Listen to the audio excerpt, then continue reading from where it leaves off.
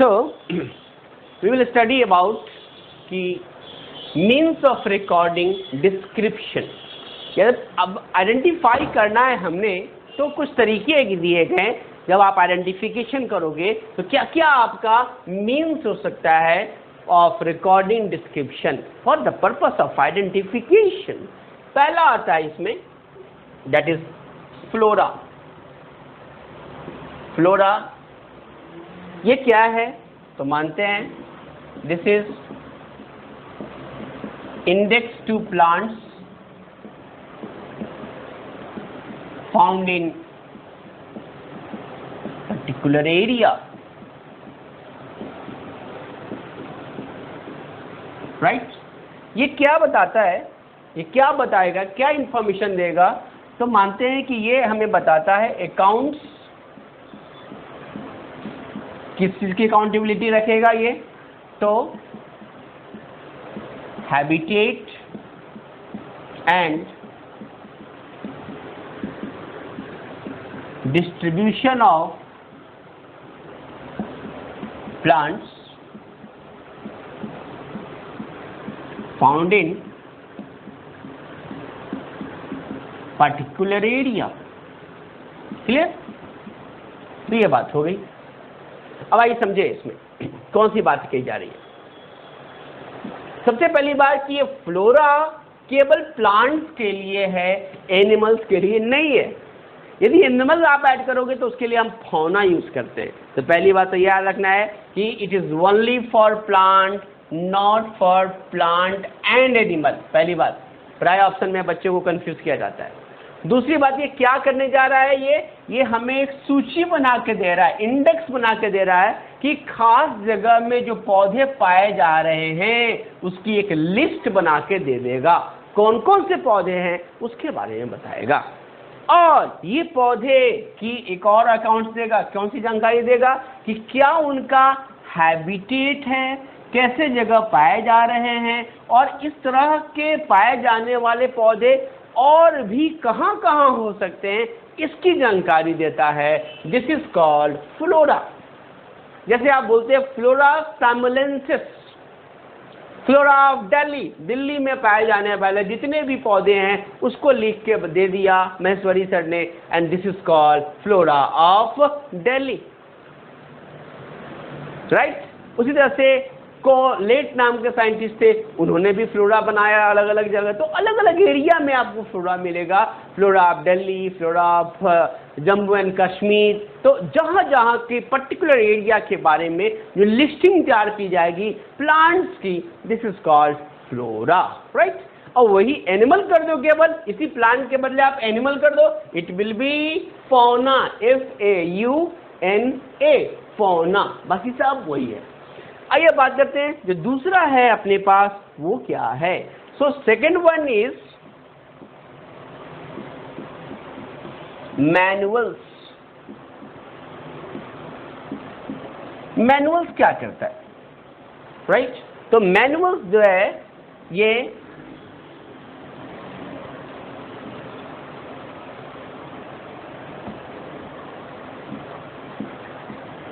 Characterise the plants for identification, right? ये characterize the plant, कैसा plant? वही बात, found in a particular area, खास जगह में पाए जाने वाले जो प्लांट्स हैं उन प्लांट्स के कैरेक्टरिस्टिक्स को बताएगा ताकि हम आराम से उसको पहचान सके। अब ये जो कैरेक्टराइजेशन करेगा, ये कैरेक्टराइजेशन हो सकता है फैमिली लेवल पे करे, हो सकता है ये ऑर्डर लेवल पे करे, हो सकता है ये जेनस के लेवल पे करे। क्या पहचान है, प्लांट को कैसे पहचानेंगे?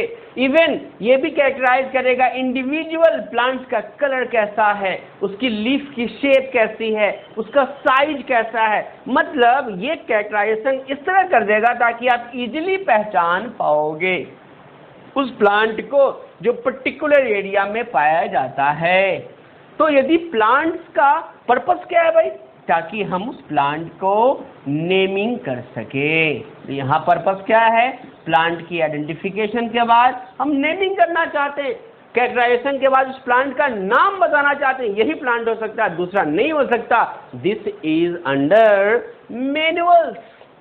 तो मानते हैं ये क्या करेगा, ये किस चीज की अकाउंटेबिलिटी रखेगा, तो मानते हैं ये किसकी अकाउंट्स करेगा, तो accounts listing and description of plants found in particular area। अब आप समझे, इन दोनों को एक ट्रिक से आपको बिल्कुल जस्टिफाई करता हूं, याद रखना। अब यहाँ देखो, यहाँ मैंने बताया आपको कि दो चीजें करेगा, क्या करेगा, हैबिटेट और डिस्ट्रीब्यूशन की बात करेगा। आप ट्रिक से याद रखना, HAD हैड की बात करेगा। एक तो बताया इंडेक्स को बताएगा, उसके अलावा हमने बताया ये हैड को बताएगा। जो भी हैड वर्ड मिल जाए आपको ऑप्शन में, इंडेक्स मिल जाए, आंख बंद करके आपको सोचना है किसकी बात हो रही है, फ्लोरा की बात हो रही है। दूसरा याद रखना, जब भी कैरेक्टराइजेशन की बात आए, क्या के लिए, आइडेंटिफिकेशन के लिए, ताकि हम उसका नेमिंग कर सके। उसके अलावा एक और इंपॉर्टेंट स्टेटमेंट कि लिस्टिंग एंड डिस्क्रिप्शन, याद रखना, वहाँ लैड था, वहाँ हैड था, यहाँ लैड है। LAD listing and description, HAD habitat and distribution. तो हम डिस्ट्रीब्यूशन के रिस्पेक्ट में बात कर रहे थे, यहाँ पे हम प्लांट के कैरेक्टर्स के बेसिस पे बात करेंगे, ताकि उसका नाम बताया जा सके, उसकी लिस्ट तैयार की जा सके, हम ताकि उसका नाम दे सके, पहचान सके नाम और कैरेक्टर के बेसिस पे सबको। This is called manuals, right. Manuals भी ऐसे ही लेते हैं, पर्टिकुलर जगह का प्लांट का हम मैनुअल्स निकाल के रखते हैं, क्लियर। तो एक हो गया हमारा क्या, फ्लोरा, दूसरा क्या हो गया, मैनुअल्स। थर्ड जो अपना आता है, दिस इज कॉल्ड मोनोग्राफ। अब ये मोनोग्राफ क्या है, मानते हैं मोनोग्राफ क्या है, ये है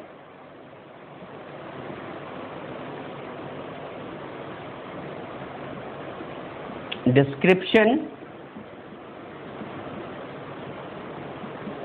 ऑफ वन टैक्सॉन। आप ध्यान दें, टैक्सॉन के बारे में हमने पढ़ा था। यदि हम किसी एक टैक्सॉन के बारे में पढ़ रहे हैं, this is called mono means एक, तो एक, ग्राफ मीन्स ग्राफिकल रिप्रेजेंटेशन, मतलब उसके बारे में पूरी जानकारी। तो ये एक टैक्सॉन के बारे में जो बताएगा वो क्या कहलाएगा, मोनोग्राफ। अब मन में आपके आएगा, सर ये टैक्सॉन किस रिस्पेक्ट पे आप ले रहे हो, क्योंकि आपने बताया था टैक्सॉन एक टैक्सोनॉमिक कैटेगरीज को बताता है, और जब टैक्सोनॉमिक कैटेगरीज लेंगे तो हमारे पास तो टोटल ऑब्लिगेट कैटेगरी 7 है। बिल्कुल सही आप सोच रहे हो।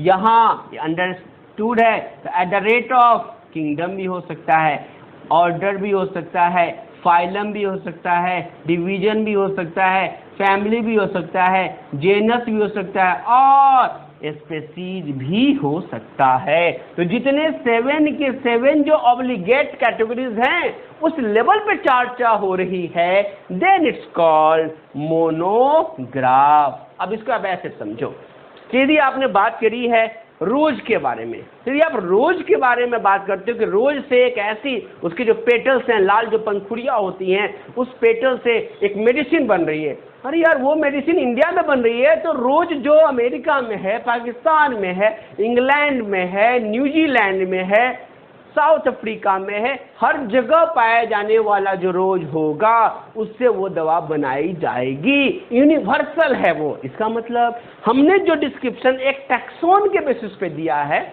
वो रोज एक जेनस के बेसिस पे दे रहे हैं। तो उस फैमिली के बेसिस पे कोई बात बोलूंगा तो वो फैमिली के लेवल पे ऑल ओवर वर्ल्ड में वो माना जाएगा। तो इस लेवल पे यदि डिस्क्रिप्शन हो रही है, चर्चा हो रही है, then it is about monograph, right. अब एक आता है जो लास्ट है, and this is called catalogue. ये कैटलॉग क्या होता है भाई? तो फोर्थ वन इज कैटलॉग। तो मानते हैं कैटलॉग क्या है? This is the complete publication. ये कंप्लीट पब्लिकेशन है, ये कंप्लीट इंफॉर्मेशन है, ये कंप्लीट टाइटल्स है, राइट। अब ये क्या है? जितने भी हमारे पास इंफॉर्मेशंस हैं, all informations with respect to their plant, with respect to their author and their discovery, सबको एक साथ कंपाइल करेंगे तो उस पे जो एक रजिस्टर तैयार होगी, एक ऑथर की बुक तैयार होगी, एक टाइटल तैयार होगा, एक पब्लिकेशन तैयार होगा, that is called as sorry catalogue. तो ये क्या कहलाता है? कैटलॉग कहलाता है। तो इस तरीके से आपने देखा कि हमारे पास क्या हो गए? हमारे पास 4 कैरेक्टर्स हो गए। कौन कौन? एक तो हो गया फ्लोरा, दूसरा हो गया मैनुअल्स, तीसरी हो गई किसकी बात हो गई? मोनोग्राफ, एंड फोर्थ हमने देखा किसके बारे में? कैटलॉग के बारे में। अब आइए, है ना, इसमें एक लिस्टिंग आपको ट्रिक्स बताता हूं जिस क्वेश्चंस आते हैं। अब समझो, क्वेश्चन पूछा जाएगा, एक लिस्ट आप समझ ले, राइट।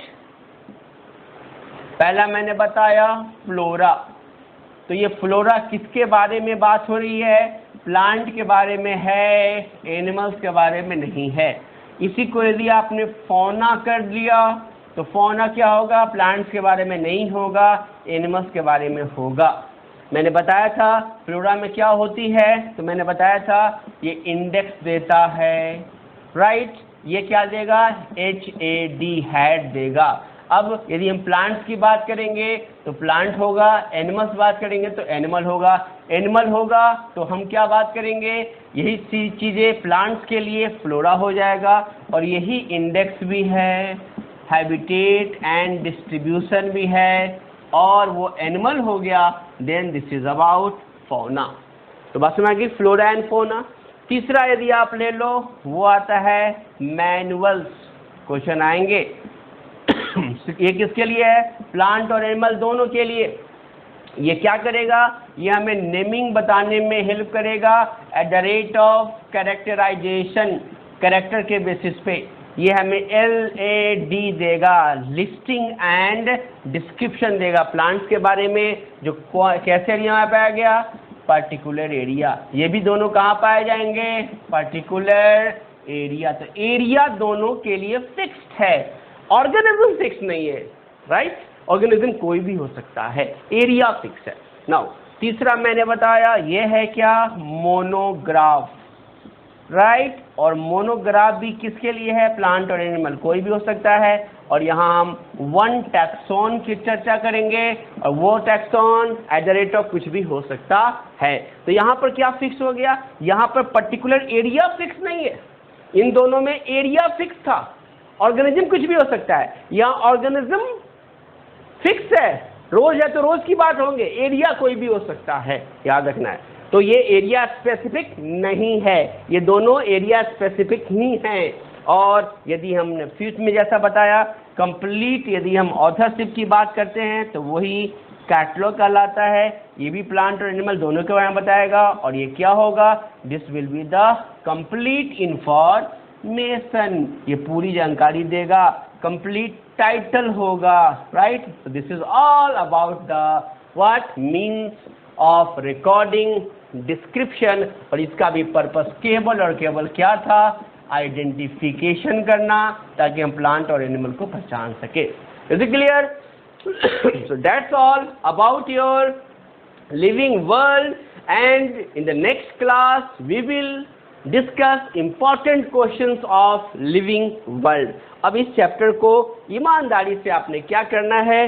खूब ईमानदारी से आपने पढ़ना है इसको, और NCERT को पढ़िए। मेरे सारे लेक्चर शुरू से लेकर अब तक वे जिसके नोट्स आपने बना ली है उसको एक बार फिर से रिवाइज कीजिए। लाइव पे हम मिलेंगे, वहाँ भी आपके डिस्कशन होंगे, और सारे आपके डिस्कशन के बाद कॉन्सेप्ट जो भी क्लियर होगा उसके बाद आप देखेंगे you will be a masterpiece of this chapter the living world. Okay, so thank you, take care and keep study of your biology to be a great doctor of India. Thank you very much.